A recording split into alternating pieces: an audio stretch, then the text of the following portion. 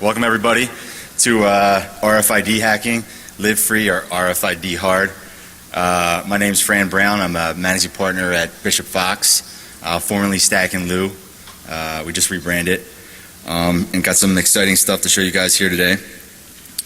I'm just going to get right into it. Basically what I want to go over today is to cover practical advice on successfully performing a penetration test of an RFID physical security system. And a little bit of background behind this. About a year ago, I was doing an assessment of an electric utility, and I needed to get to their SCADA network, which was only accessible from 2 buildings. So I needed to break into a building. That's how it all started. And that was my goal. So I started looking into different RFID presentations that have been in the past. Unfortunately, there was no hacking exposed RFID. That just let me know what I would need to know to be able to break into a building. So I watched all the past presentations I could find, anything I could find, and after a couple days I realized I was no closer to achieving my objective than I was when I started. Most of the presentations in the past discussed tools that weren't released or were more theoretical. They didn't give me exactly what I needed to know to be able to break in to a building. So that's what I hope to cover here today. And I'm going to finish up with practical defenses as well, so you know how to protect yourself. So breaking it down, it's a pretty simple methodology. When I want to do an RFID penetration test, it just boils down into 3 simple steps. First, steal somebody's badge information without them realizing it while walking by them. 2, taking that information and making a clone of their card. And then 3, going into the building that I want to break into and possibly planting a back door so I don't have to stay there very long. Seems pretty simple. But the thing that I soon realized that step 1 was a little bit difficult because most of the tools out there required you to get within a couple centimeters to be able to successfully steal someone's badge information out of their pocket or their purse or what have you. So that kind of led to what I like to call the ass grabbing method of RFID hacking. I watched, these are all from different presentations, YouTube videos, things I've seen in the past where the people go on and on about how insecure it is and how easy it is to steal somebody's badge information, and then they have things like this where they're walking up and grabbing people's asses with a Proxmark run down their sleeve with a big CD-sized antenna and walking around ass grabbing. I don't know how many you see Jonathan Westhughes up there. I don't know how many times you could potentially do that, walk around and a Target facility and start grab-assing and before you actually get caught. I'd imagine maybe once or twice. So this wasn't a realistic thing for me. This isn't going to work. I'm not sure what I could do at this point, but there's not really any tools that are out there that would allow me to realistically be able to pull this type of attack off. So I started looking into my own custom solutions, and with that, I'm going to do a couple quick videos that I think demonstrate the limitations as well as our tools for stealing for step 1 there and making a clone of a card, just to show how easy it is now to be able to pull this off and steal someone's badge number and then break into a building. So I'm going to go to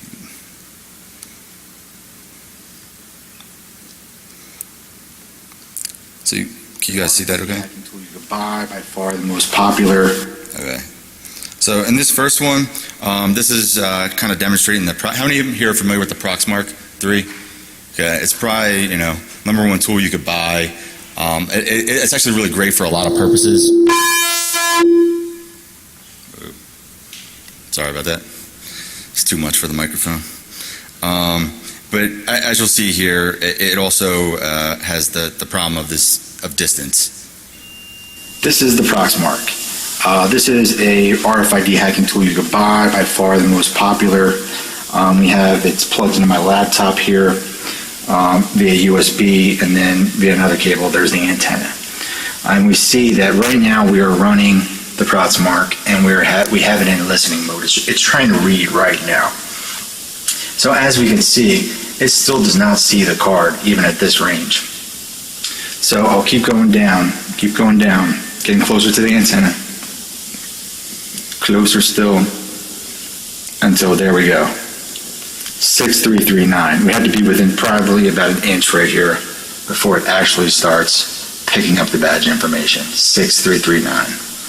So this is about how close you have to get to somebody on their person to be able to effectively use this tool to steal their information, which is a little too close for comfort, if you ask me. So, I mean, how many people here have pulled off successful penetration tests with the Proxmark or whatever existing tools that are out there? Handful of people. I wasn't. I mean, I guess you could, but you saw the antenna, and it's about the size of a CD. And typically, people would run it down their sleeve and have the CD, and try to go up and guess where the person has their badge on them to begin with. If you don't know which pocket it is, and start feeling around. So I saw a few things where people had posted custom solutions that they had done. They didn't really release code or practical advice on how to put it together. So I kind of had to do my own thing. It'll be up on the website tomorrow, but my goal here was to make it so that I can create a tool that security professionals who don't know a lot about RFID or have an electrical engineering background or are going to build their own custom antennas. It's just your average security professional who wants to be able to perform this kind of pen test so they can get up and running realistically quickly. So wouldn't it be great if there was a tool that took that step one that allowed us to secretly steal this information without having to go up and grab somebody's butt? So, as a crazy random happenstance, we do have such a tool. 6339 again. We look to my left here. This is what I'm calling the Tastic long-range RFID stealer. Any Dr. Harville from my fans company, here? Bishop Fox. Right, and we see here it's just a weaponized commercial reader. So we'll go ahead and throw that up there, and you can see it's a 26-bit card. And again, facility code 113 and card number 6339. So it outputs it to the screen nice as well. I'm clearly a few feet away right now. And with this, I can steal the information without having to go and grab somebody's butt. So taking a little quicker look at what this tool is actually doing and how the circuit board comes into play. I'm going to turn this off. And we can see that it is about a foot by a foot and only an inch deep. Extremely light, portable. Have a missile switch on the back here, which I was using to not accidentally turn it on, things like that. It's completely self-powered and portable. So what you would do is take this, put it in your messenger bag or backpack or briefcase, walk around with it, walk by somebody from up to 3 feet away and pick up their badge information, which is much better than grabbing butts up here. It's not only does it write it to the screen, but we actually see it's easy to take apart here. Just a single screw in the front, thumb screw that I could just twist out, and take the lid off.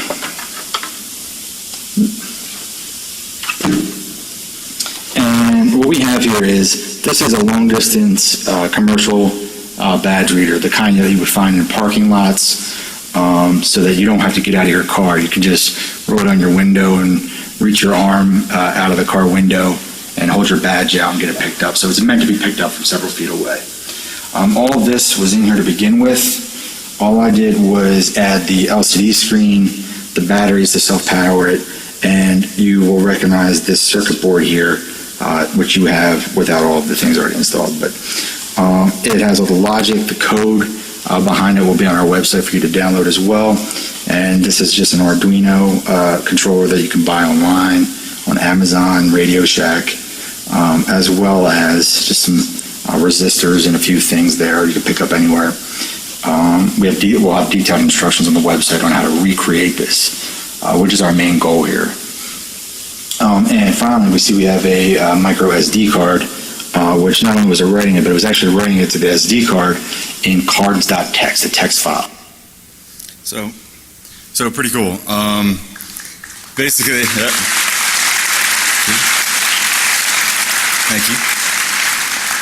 Thank you. So, for those who are really attached to it, the ass grabbing methodology is still at your disposal if that's what you want to do.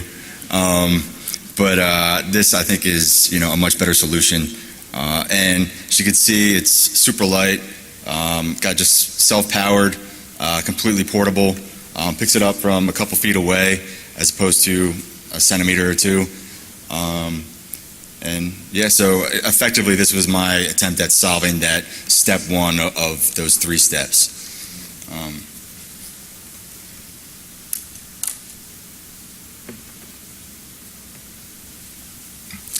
And then I just have one more video which shows you step 2.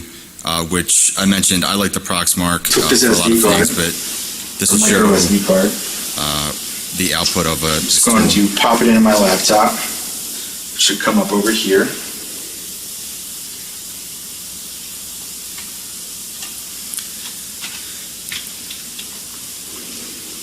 So we should see the SD card came up that I pulled from our long-range RFID stealer.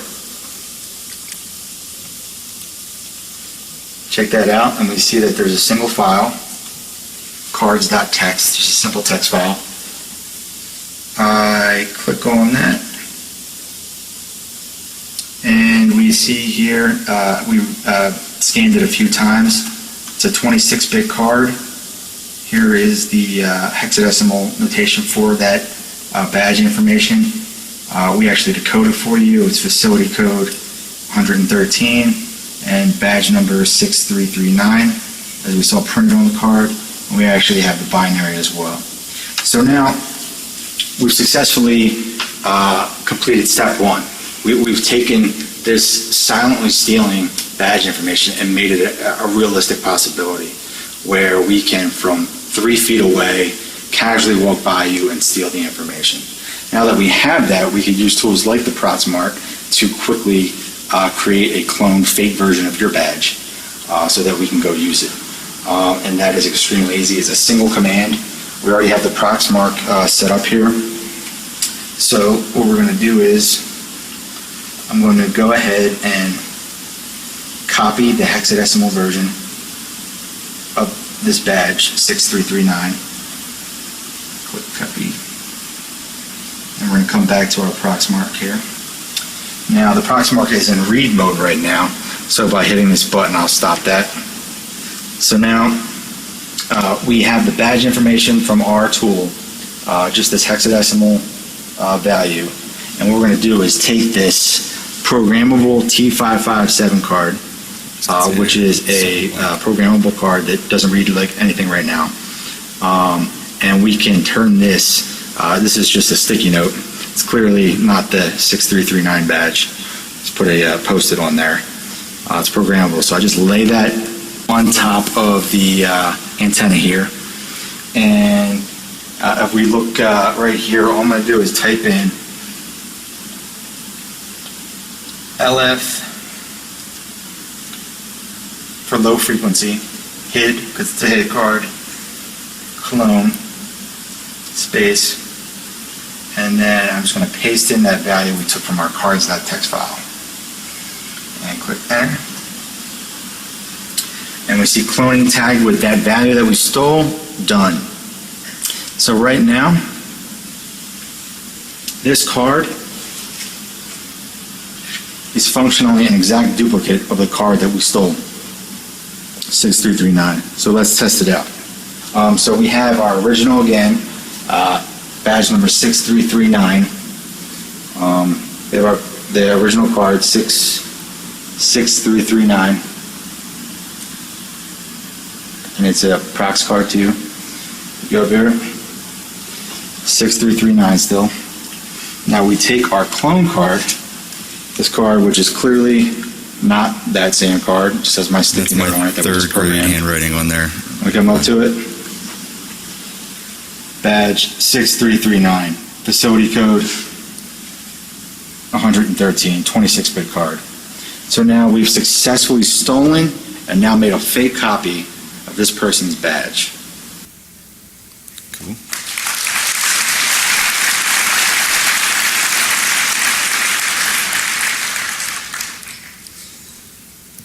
Cool. So pretty easy now, right? Hopefully you guys can get up and running with this kind of tool. And it's at this point I've been able to train some of our consultants to do it now in about 10 minutes. Here's the on switch, which is also the off switch on the back. Go forth and prosper. So with that, what we're talking about here is low frequency. I saw with some of the articles that came out, people were posting links to high frequency, long range antennas and things like that. But we're talking the 125 kilohertz low frequency technology for physical security systems. And looking at that, people have known about these issues for quite some time. But the interesting thing to me was that no one's really done anything about it yet.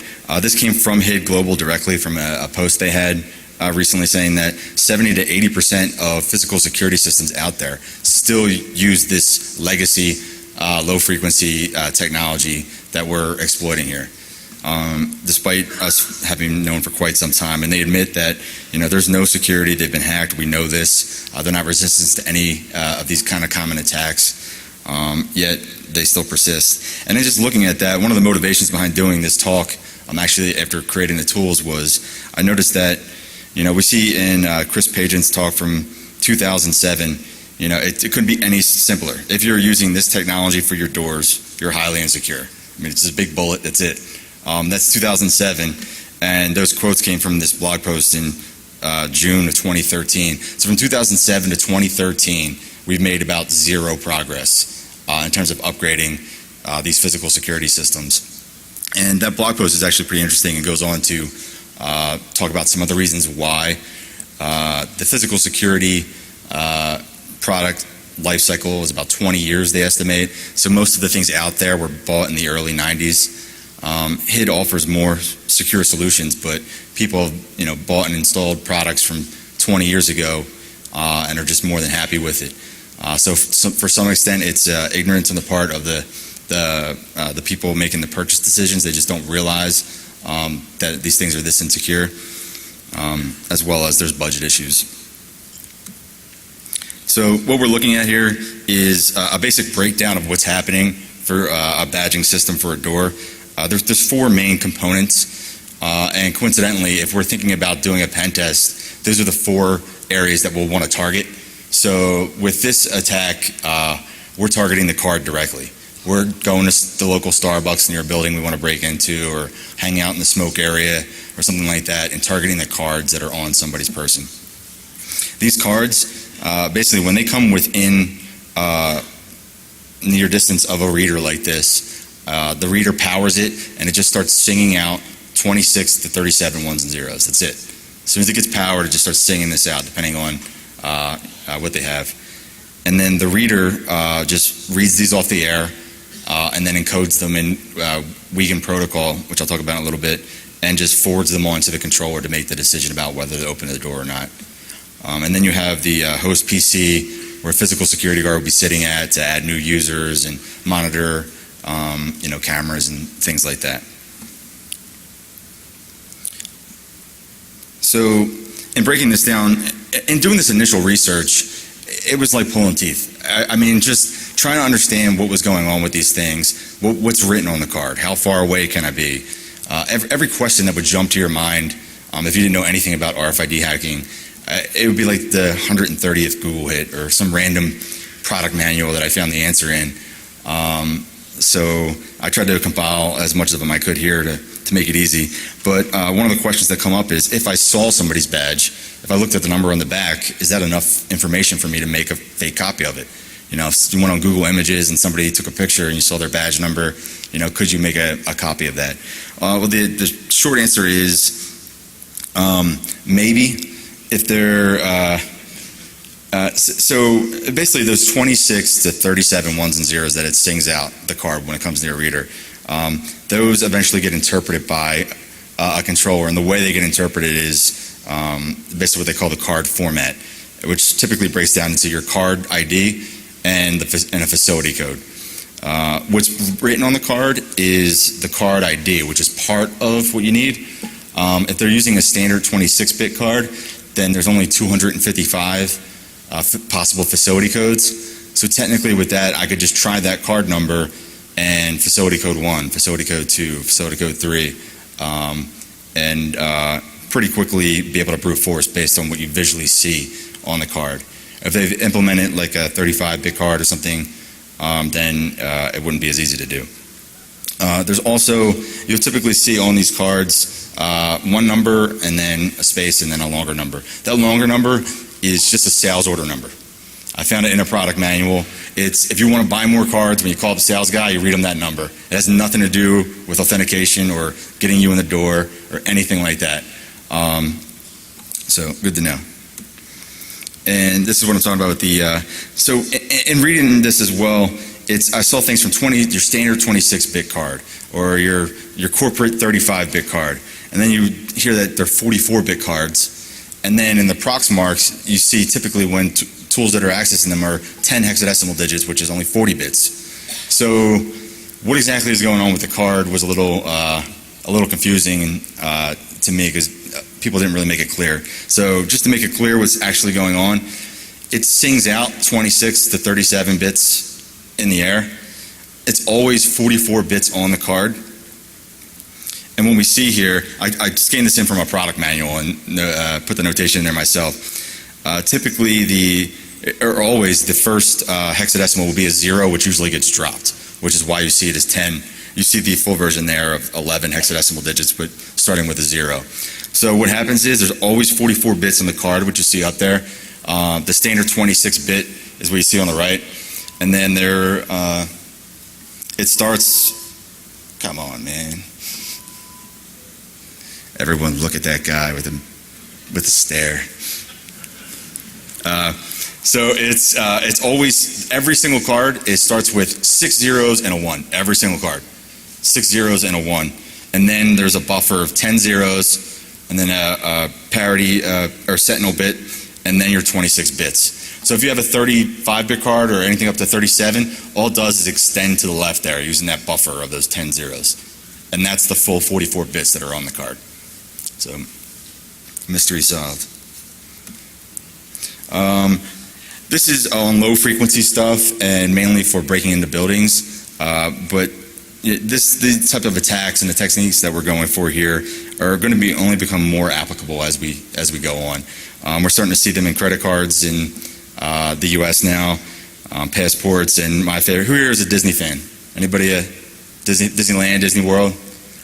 Yeah, so Disney is going over to RFID for everything. So it's going to be fun experiments, some field research, get some fast passes to get to the front of the lines and things like that. You see the band there on somebody's wrist. Everything from getting in the front door of Disney World to getting your fast passes for the rides to paying for things to your hotel room are all going to be, it's all RFID based. They're rolling it out right now. So these things are just, people are finding more and more uses for RFID technology that are going to be fun to do pen tests for. A couple of the tools that you want to have in your arsenal, besides our tool here, I would definitely recommend the Proxmark. You can get cheaper versions, but the nice polished version is $3.99. You can use it, as we saw in the one video, for making clone cards. It has all kinds of purposes that are great for doing RFID hacking. It does have a single button on it. You see that workflow there? One crazy workflow for the single button on top of the Proxmark, which is a little fun. It's like stand on one foot and hold the button for 4.5 seconds until it blinks red and orange, and then hold it longer. That's literally the one button's workflow, which is pretty cool. Another cool thing with the Proxmark is there's a tool called the ProxBrute. Have any of you guys heard of the ProxBrute before? Handful of people. So the ProxBrute is just custom firmware that someone from McAfee, a guy named Brad, released that you could load onto the Proxmark and use it to do brute forcing. So each of these badges, we saw the card number and facility code. Once you have like a valid badge, if you stole maybe just a normal worker's badge information to get in the front door, but you want to get in the data center and that person didn't have access. Well, the card numbers themselves are sequential. So you could use this tool and the Proxmark will simulate being a badge, and it'll try that number, the next badge number, the next badge number. So it'll allow you to brute force a different badge number to get into a data center or more secure area than the actual badge that you stole, which is great. And it has a similar crazy workflow for that one button, which is altered there, which you see. Also, there's Adam Laurie's stuff, the RF Idiot scripts. So Adam Laurie's done a bunch of talks. Over time has compiled a bunch of different Python scripts for doing RFID hacking. And he just keeps adding to them, so for all sorts of different purposes. So I would definitely recommend checking that out, as well as one convenience is that the software, it all comes loaded on Backtrack. So all you need to do is get the equipment, plug the USB in, and fire up Backtrack, and you could be up and running and doing some stuff pretty quickly. These are extremely cool. Has anyone seen these tools before from RFIDs? Okay, I don't think I've ever seen this in a security presentation on RFID. I happened to just stumble across it. And basically, it's just two little USB sticks about that size. It requires no software. It's for field testing, for people that install this type of equipment. And basically, one of the questions that I had that I wanted to answer was, what if I don't know what kind of card this is? What if I don't know what technology it's using? Take the Disney example. The Disney stuff doesn't have identifying, it has all Walt Disney stuff on their cards. It doesn't have what kind of card it actually is. So if I wanted to figure out what technology it was, I would use these things. They say they have a high frequency and a low frequency little USB stick. You plug it in, you open up Notepad, you lay a card on top of it and click print screen, and in Notepad it'll tell you not only what the badge information is, but exactly what technology it is, which matters for being able to understand what kind of tools you're going to need to break into it. So pretty cool. And then again, this is our tool again, which you saw the demonstration of already. I programmed in there, you see a 35-bit card. Basically, you'll be able to get one of those circuit boards I'm about to give out, or go to our website. I should be up tomorrow. Download the code that you could send away to anyone that makes circuit boards, and for about $30, they'll send you a copy. Then you buy the parts that you need, load the code that we have. It'll be on our website and be up and running. You essentially plug this into any RFID reader that there is for any of the technologies. So as we'll see, simple missile switch in the back, easily from 3 feet away. I designed it, what I'll be releasing, I designed it in fritzing. How many of you guys are familiar with fritzing? Anybody? To play around with it? Which allows us, I'll be releasing that, and you can actually export it to extended Gerber to send away to actually get the board. That's a picture of the board that I'll be giving away after the talk. And essentially, you could take this board, and it just basically has 2 inputs and 2 outputs. It's taking in the output of a reader, like this one here. It's taking in the batteries, and it's outputting the badge number to a screen and to a text file on the card. That's as simple as you could think of how the board is working. And it's tapping that output of the reader is this Wiegand output that I mentioned earlier, which every single badge reader has this output, and they typically use. So those 26 to 37 ones and zeros, basically there's data 1 and data 0. For each 1, it sends a pulse on data 1. For each 0, it sends a pulse on data 0.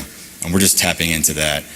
So essentially you could use this for any type of badge system. So the 2 main ones for physical security are HID Prox and Indala Prox for the low frequency, which technically are both owned by the company HID at this point. But if I held a HID badge up to an Indala reader, it wouldn't do anything. Or if I held an Indala card up to a HID reader, it wouldn't do anything. So between these 2 long-distance readers, one of which you see here, you're pretty much covered with 99% of the badges that people would have out there. So you could take my board, plug it into the HID reader, which we have here, and if you notice it's not working, you could plug it into the long-distance Indala reader and just walk around and grab people's Indala cards as well. You see the proven secure lies written there for Indala. Indala claims to be more secure. and they have a lot of people convinced that it is. Instead of just singing out the ones and zeros, it does a little bit of obfuscation, which doesn't even matter, because if we're using an actual dollar reader like we are, it does all the decoding for you. So, so it's very easy to do, and we've made fake versions, and so both of these are just as susceptible. And finally, I just plugged in with your Arduino an SD card and writing it to a text file for ease, but there are plenty of Arduino add-ons that you can imagine. We play around with an add next from, adding Bluetooth capabilities so I could see the badges on my phone as they're being read, or, even cell phone capability to have a text message me every badge that it sees if I leave it somewhere else. And these things would be relatively easy to add on to this type of technology. Forward. Dropping no eaves, Mr. Gandalf. Basically, if you guys are aware of any tools that do this attack, you can let me know. I've heard people talk about it in theory in some PhD papers, but the distance limitation that we're now getting with 3 feet and was centimeters before is due to powering the card, not actually reading the ones and zeros that it's singing out. So people have talked about, if you leave something near the front door of an actual building and you let the real reader of that door power their card, you can listen for those ones and zeros from further away. And I know that Chris Pageant's talk, he had mentioned being able to get up to 10 feet with this in this passive mode, letting someone else power it. This tool obviously never was released due to legal reasons, I believe, and I haven't seen any other tools that actually successfully do it, but it is something to be aware of in terms of getting further distance still. Making a copy of the card. I mentioned this in the video. What you would want to get are these T55X7 cards. There's all kind of, they're like $1. You could buy them online. Oh, just a note, all these slides, my notes sections are like white papers, links to everything you would want for each topic are in there, and I'll have links to where you could buy these. But these things are not blank cards. They're programmable cards, so they'll simulate the data and behavior of any type of card. And what I meant by, when I mentioned a HID card wouldn't work with Indala and an Indala card wouldn't work with HID, these cards can behave like an Indala card, or they can behave like a HID card. So they could simulate any type of card and the data on them. So, I mean, they're definitely something you want to have in your arsenal too, and you can reprogram them as much as you want to be your fake versions of cards. Finally, if people start, using RFID blocking wallets and stuff like that, we got to move down the line of what we're attacking.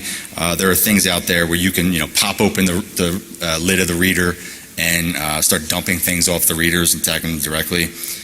There's a man-in-the-middle tool called Gecko where you plug it in the reader, and as people badge in, it's writing them all to something as well. And I didn't really design my circuit board to be used in that way, but I realized afterwards, with little minor alterations, you could use that circuit board. All I'm doing is tapping into the output of a real reader. You could take that circuit board, go to the front of a building that you're trying to break into, pop the lid off, insert it, and have it sit there, and record all the other real badges that are coming through that reader. So you could use it in this way as well. This Brad, I'll butcher his last name, Antonowicz from McAfee, the guy that actually made that Prox Brute software I'm talking about, he has a project here that you can see where he's come up with tons of scripts and things to attack the readers and attack the controllers directly, which are pretty cool. I would recommend checking out. Lastly, once you get in, you want to not be in the building any longer than you have to be. So I recommend, how many here are familiar with that Pwn plug? All right, cool. So it's just going to be your little personal VPN, your backdoor into their network. It's $1,000 for the regular Pwn plug and $1,500 for the power Pwn. It's pretty cool looking. It's a little hefty. I would recommend, a lot of people are coming out with images for the Raspberry Pi that allow them to effectively do the same exact thing. From Pony Express, the people that make the Pwn plug, you got the Raspberry Pwn, the Rogue Pi, the Pwn Pi. So for $35 instead of $1,500, you can create your own little backdoor to be on the network. And you see there, people use, hollowed out old laptop chargers, things like that, put the Raspberry Pi in it to be their own little backdoor, which is pretty cool. I think we're just about out of time, so I'm going to skip the defenses. Avoid being probes. I don't know if this will help you out or not, but it's very fashionable. So I would recommend upgrading your systems, if possible, to the contactless smart cards, the high-frequency stuff. These things could do challenge response, authentication, have encryption. There's more secure products out there.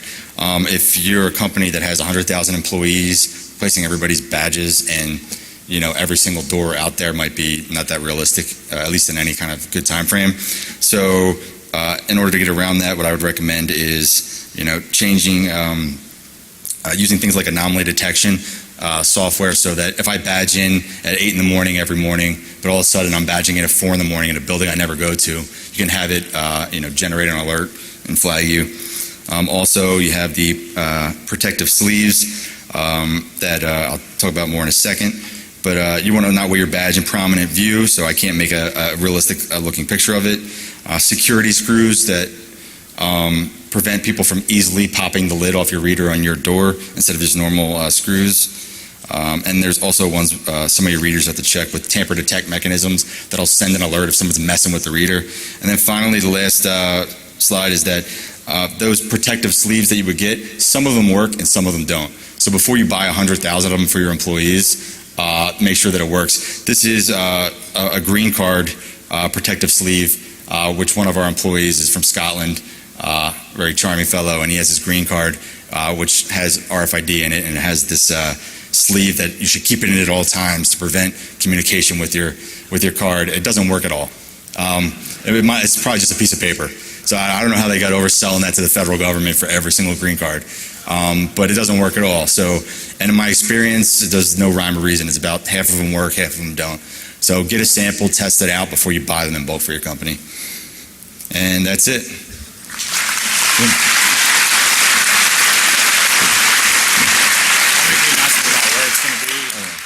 They're walking up and grabbing people's asses with a Proxmark run down their sleeve with a big CD-sized antenna and walking around ass grabbing. I don't know how many, you see Jonathan Westhughes up there. I don't know how many times you could potentially do that, walk around and a Target facility and start grab-assing and before you actually get caught. I'd imagine maybe once or twice. So this wasn't a realistic thing for me. I mean, this isn't going to work. I'm not sure what I could do at this point, but there's not really any tools that are out there that would allow me to realistically be able to pull this type of attack off. So I started looking into my own custom solutions, and with that, I'm going to do a couple quick videos that I think demonstrate the limitations as well as our tools for stealing for step one there and making a clone of a card, just to show how easy it is now to be able to pull this off and steal someone's badge number and then break into a building. So I'm going to go to...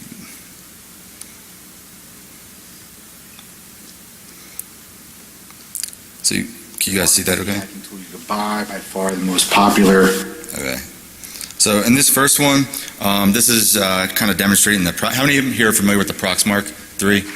Okay, it's probably, number one tool you could buy that are out there. Handful of people.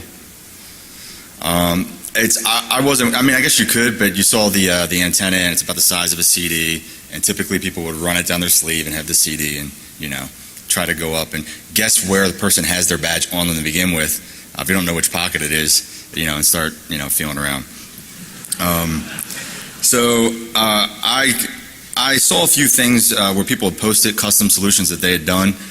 They didn't really release code or, practical advice on how to put it together, so I kind of had to do my own thing. It'll be up on the website tomorrow, but my goal here was to make it so that I can create a tool that security professionals who don't know a lot about RFID or have an electrical engineering background or are going to build their own custom antennas. It's your average security professional who wants to be able to perform this kind of pen test so they can get up and running realistically quickly. So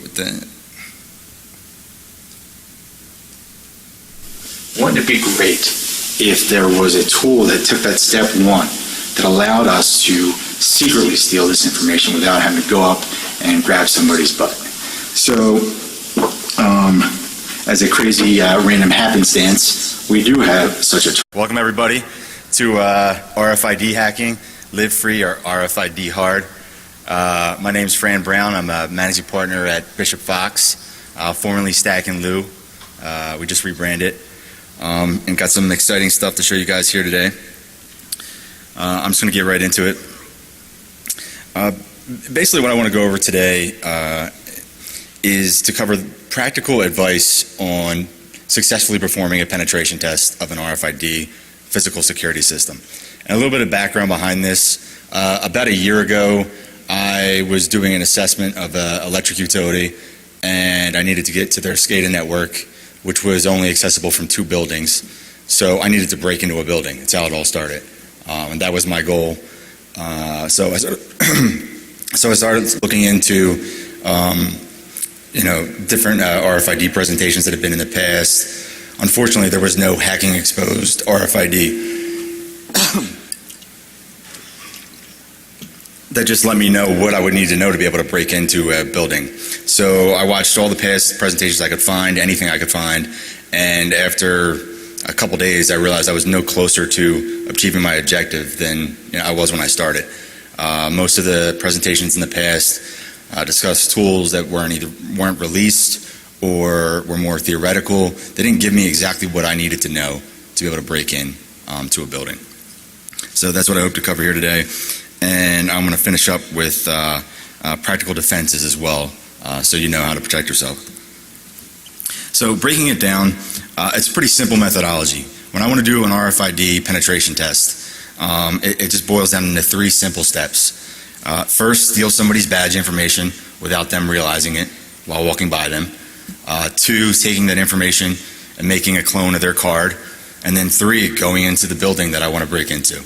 And possibly planning a back door so I don't have to stay there very long. Seems pretty simple.